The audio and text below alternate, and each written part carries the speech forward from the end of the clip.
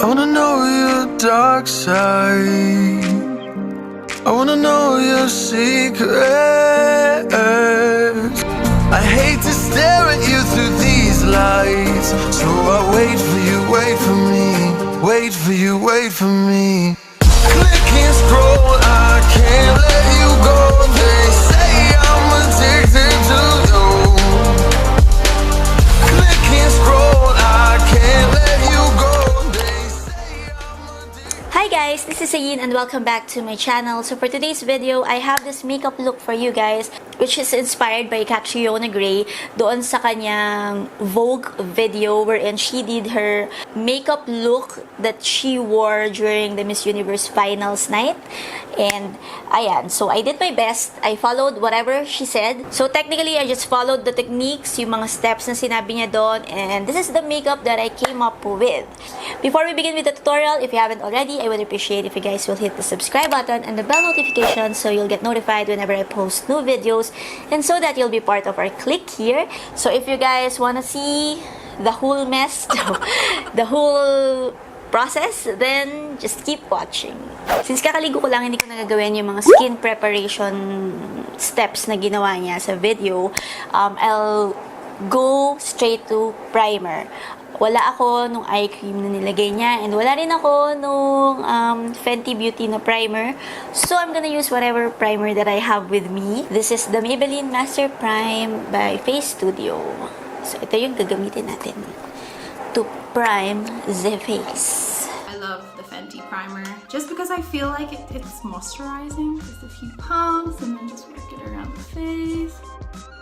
And then for foundation, I love the NARS Radiant foundation just because it has that really Okay, natural... so for foundation, I'm using the Kojendo Aqua Foundation because I don't have the NARS one. Pero this also has a natural finish. So I think hindi naman sila nagkakalayo ni NARS. And gagayahin ko si Kat, ilalagay ko siya on the center of the face.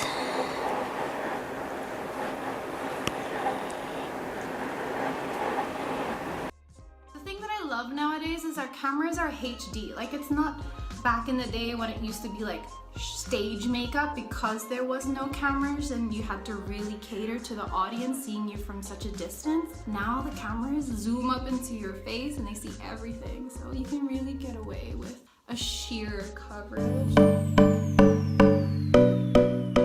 For concealer, I also love the NARS Radiant Concealer. This is in Ginger. And For concealer, I'm going to use the Maybelline Fit Me. This also has a natural finish, so I think I'm not sure, but I'm just assuming na ito ay may pagka-dupe ni NARS Radiant Concealer. Correct me if I'm wrong since hindi ko pa yun na-try.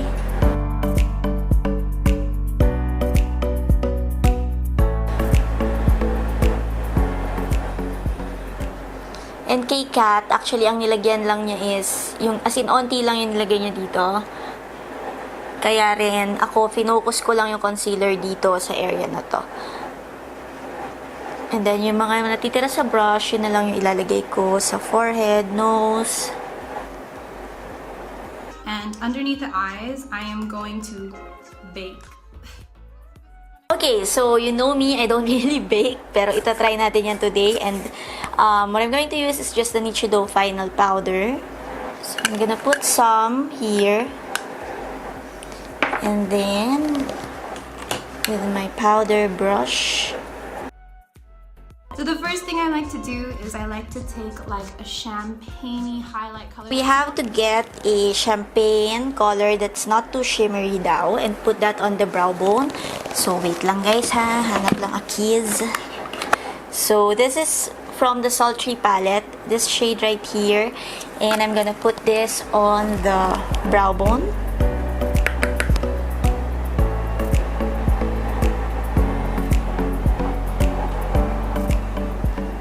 Alright, so she took a brown eyeshadow. Hindi masyadong dark, I think. Or is it dark? Hindi niya pinakita eh. So, I'm just gonna take this brown shade right here. And ito yung ilalagay ko on the outer V of the eyes.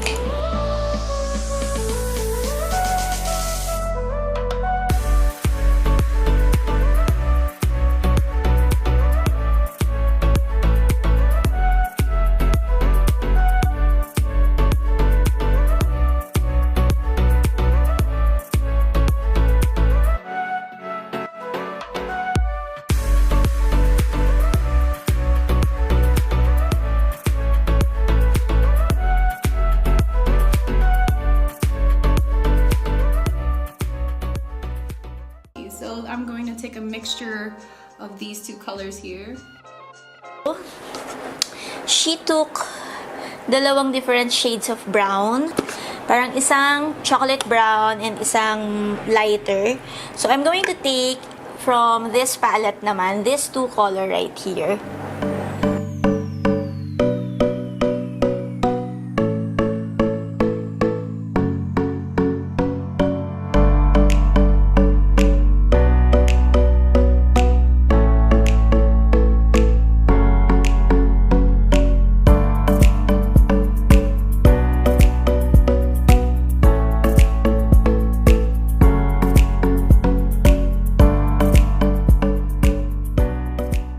And then she took a dark brown, which for this one, I'm just gonna use this na rin. And focus that on the outer corner of the eyes.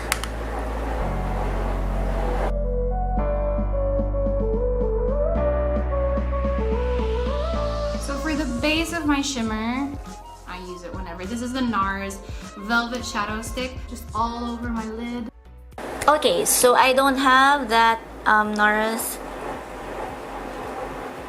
shimmer stick, so I'm just gonna use a shimmery eyeshadow, which is this one from this palette, Blaze, and I'm gonna put that all over my eyelids.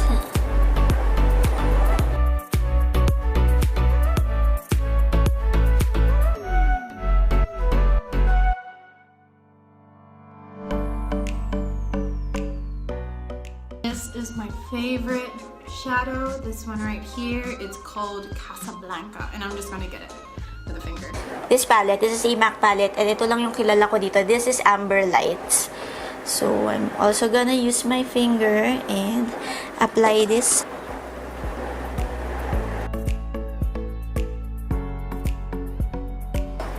Okay, so going back to the neutral brown shade, and we're gonna just blend out the edges. So, gumamit siya ng eyeliner, ng brown eyeliner. This is to map out yung, or dito niya ititrace yung kanyang wing line. So, yun din ang gagawin natin.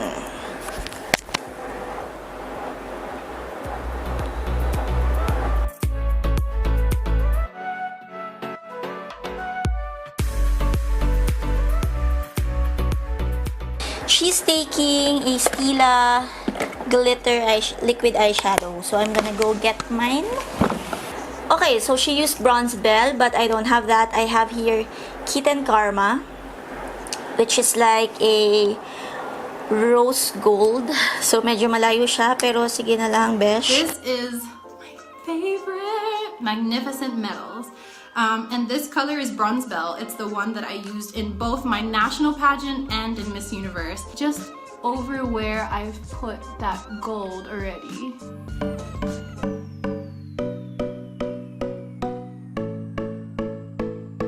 So, bakit sa akin parang grabe siya?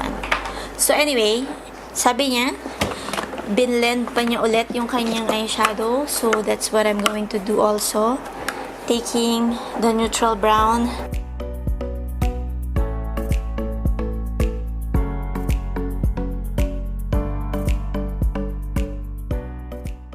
Alright, so for eyeliner, I'm just gonna use the only liquid eyeliner that I own, which is the J-Cat Rock and Glitz liquid liner.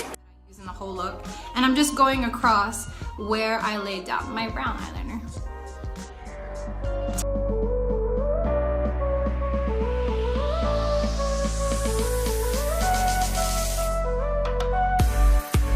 Now, for mascara, she used the Maybelline Hyper Curl.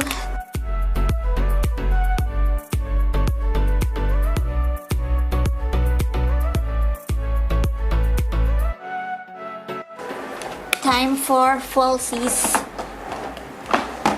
She used 2 falsies, but I won't make an effort. So, isang falsies lang yung gagamitin ko. I mean, isang layer lang ng falsies ang gagawin ko. And I'm just gonna use this falsies that I got from Daiso. I'm gonna put this off cam and I will be right back. Okay, so for bottom lash lines, she just used yung dalawang brown shades kanina and smoke it out daw. So that's what we are going to do. So take a combination of those two colors again. Just like smoking out that bottom lash line. And then I'm going to take the liquid and in the inside of my inner corner, I am going to... Okay, so super smoky yung akin. Anyways, then she took pala the liquid eyeliner and placed it here.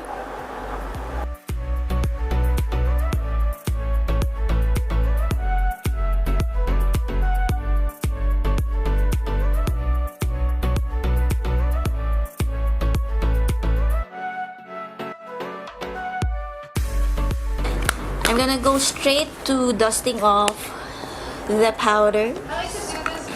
And for that, I'm gonna use this from this palette, this contour palette. This is from Kat Von D. And I'm also gonna do what she did. Dust it off. She used a highlight first before she contoured her nose, and that's what we are going to do. So I'm just gonna use the highlight from this Hourglass palette.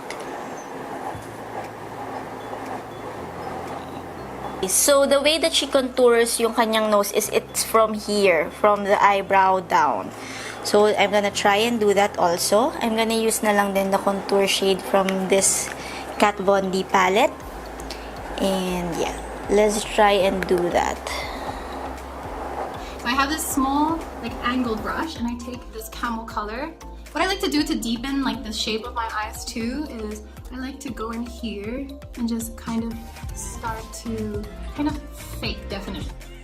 So you can see that I've defined more my eye by taking it up into the brow, and I just feel like it ties everything together. I noticed meron siyang shimmery dito, but hindi ko yun napansin. So I'm just going to apply lang onte, as in a little bit of the Stila here. So I have here Peachy Keen, this one, and this is Gingerly. This is Peachy Keen and this is Gingerly. So I'm gonna combine both because that's what she did. I have my crazy looking palette here, Gingerly, which is like this deep peach, and Peachy Keen. They're both by MAC. Wait lang, nag-contour ba siya? Okay, I don't know if she used a contour powder pero hindi sinabi. So, I'm just gonna bring this blush up to this part.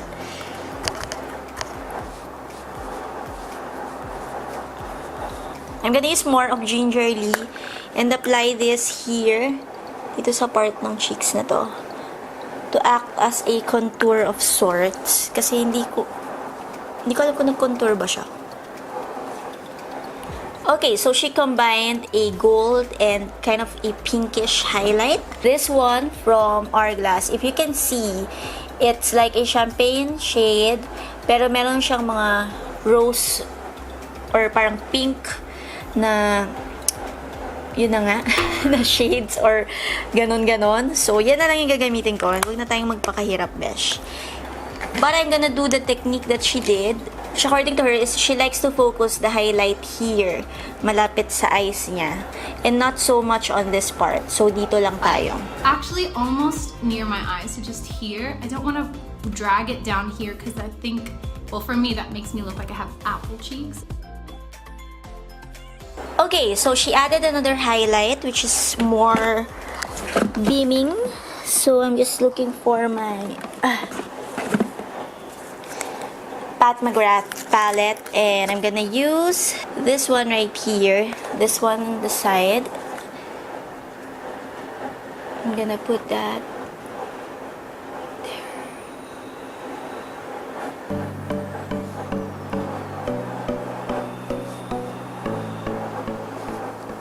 I don't have the brows that she has, which is very bushy and all that, but according to her, she used a darker shade here on this part. So that's what we are going to do, and kind of follow the shape of the eyebrow.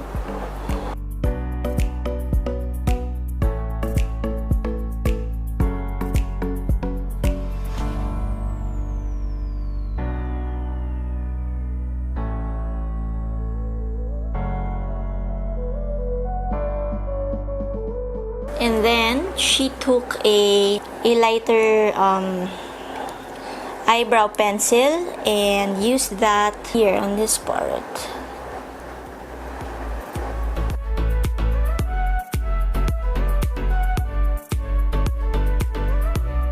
Okay, so hindi siya gumamit ng brow mascara, but what she used is an eyelash adhesive. So that's what we are going to do. I'm gonna put some here. And I'm gonna take my spoolie or brush, I think you can use. And she brushed her brows.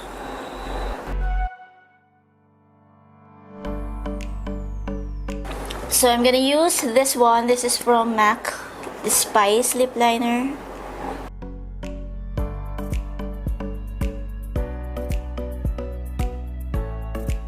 So, I'm not going to do yung kanyang first lip option. I'll go straight to the red, since yun naman yung mas bet ko na kulay. So, I'm just going to take my red. This is from the Kathleen Lights collection, lip bundle, from Colourpop. And I'm gonna take this red shade. This is called Lucky Star. Dahil wala rin ako nung Fenty Beauty na Stana lip paint. Hindi pa ako nakakabili.